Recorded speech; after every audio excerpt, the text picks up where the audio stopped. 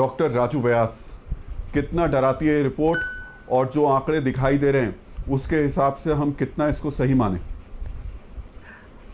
जहां तक इस रिपोर्ट का सवाल है सर, ये रिपोर्ट काफी एक बहुत खतरे भरी है, या ऐसा कहेंगे एक डरावनी रिपोर्ट है। इस रिपोर्ट के अनुसार ही नहीं, हम हिंदुस्तान में हर दिन करीब 3.5 लाख से ज्यादा व्यक्ति पॉजिटिव आते हुए देख रहे हैं। उस रिपोर्ट पे ही इतना जाने की जरूरत नहीं है। हमारे खुद के जो एपिडेमियोलॉजिस्ट है वो लोग भी इस चीज के लिए प्रोडिक्ट कर ही रहे थे। मार्च के महीने में हमारी जो एक ग्रुप ऑफ एपिडेमियोलॉजिस्ट का एक ग्रुप है, उन्होंने शायद सरकार को भी इस बात के लिए और स्टेट को भी बहुत चीजों के लिए आगाह किया था कि हो सकता है हिंदुस्तान में एक सेकेंड वेव आए। और ये सेकेंड वेव जो है मार्च के दूसरे या तीसरे हफ्ते से हमने स्टार्ट देखी, और अब ये जो है अपनी जो है आगे बढ़ती ही चली जा रही है।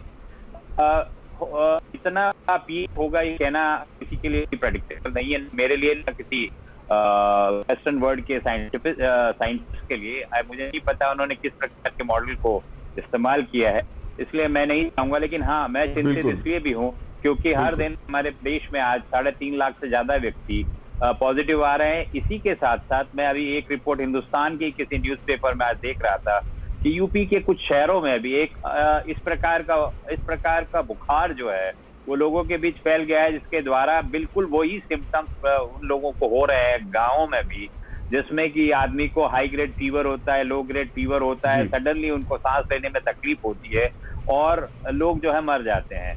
हालांकि वहां पे टेस्टिंग एबिलिटी नहीं है, टेस्टिंग फैसिलिटीज अवेलेबल विलेजेस में नहीं है जी।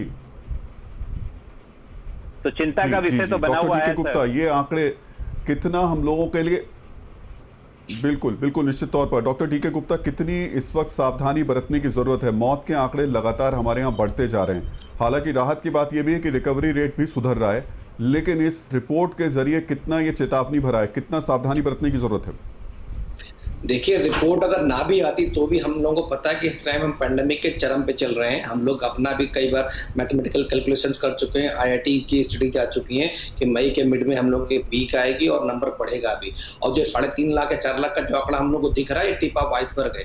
बहुत सारा ऐसा आंकड़ा है जो हमारे सरकारी आंकड़े में सम्मिलित नहीं हो पा रहे हैं। ऐसे बहुत सारे मरीज हैं, हर पॉजिटिव मरीज के आसपास 5-10 मरीज ऐसे होते हैं जो सब टेस्ट नहीं करा पा रहे होते हैं, बिकॉज ऑफ या तो वो सिम्टोमेटिक नहीं है, या उनको माइल्ड सिम्टम्स है, या वो टेस्ट कराना नहीं चाहते। और कुछ बहुत सारे फॉल्स नेगेटिव टेस्ट भी आ रहे हैं आरटीपीसीआर की अगर हम बात करें तो। कहीं ना कहीं टिप ऑफ आइसबर्ग के नंबर बहुत ज्यादा है जो हमें पता नहीं लग रहा है, इसलिए मृत्यु भी बहुत ज्यादा हो रही है। और मृत्यु मैंने कहा नहीं, हमारी 70% जो आबादी है जो भारतवर्ष की, वो रहती है गाँव में।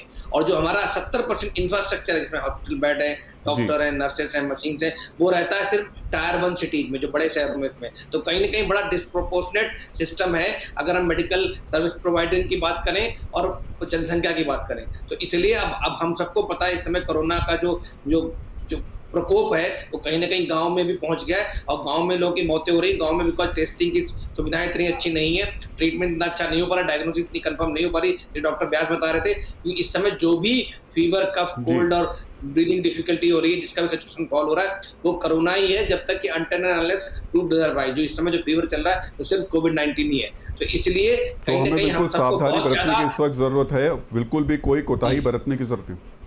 जी जी जी जी जी बिल्कुल बिल्कुल। लेकिन इस वक्त हमारे साथ एक कॉलर भी जुड़ गए हैं, पंकज हैं बिहार से। पंकज, सवाल पूछिए अपना।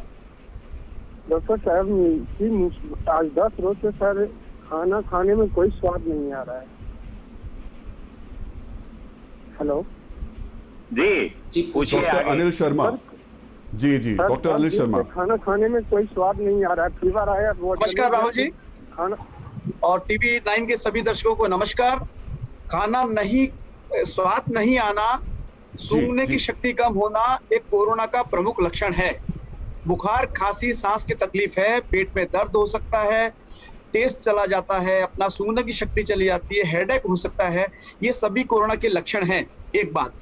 दूसरी बात ये कि इसकी आरटीपीसीआर की सेंसिटिविटी करीब 60 से 70% है, यानी हर 3 मरीज कोरोना में से 2 ही में हम डिटेक्ट कर पाते हैं। या दूसरे शब्दों में बोलें, अगर हम बोल रहे हैं कि 3 लाख लोग हमको पॉजिटिव मिले तो 1.5 लाख वो हैं जो हैं, लेकिन उनके हमको पॉजिटिव मिले नहीं हैं। प्लस दूसरे कुछ लोग इंडिया के अंदर डर जाते हैं अपने भारतवर्ष के अंदर कि मुझे पता नहीं क्या होगा, कोविड पॉजिटिव आएगा तो पड़ोस वाले क्या करेंगे, जी। सरकार क्या करेगी। तो ये जो आंकड़े हैं डेफिनेटली ये 3.5 लाख बता रहे हैं, ये मेरे ख्याल जी। से एक्चुअल अगर फिगर हम देखेंगे तो 6-7 लाख के आसपास होना चाहिए। तो 12 लाख का आंकड़ा कोई बहुत डराने वाला नहीं है, बट हमें हिम्मत से काम लेना चाहिए। और खासतौर पे कोई भी फीवर, जैसा गुप्ता जी ने और व्यास जी ने जी। कहा, जब तक तय नहीं हो अपने को कोविड ही मान के चलना चाहिए। और खासतौर पे विडाल की टेस्ट जो पहले वीक के अंदर आ रही है पॉजिटिव माइल्डली, वो बहुत ही भ्रामक हो सकती है। फिक्र आपकी, सोमवार से शुक्रवार रात 9 बजे सिर्फ TV9 भारतवर्ष पर।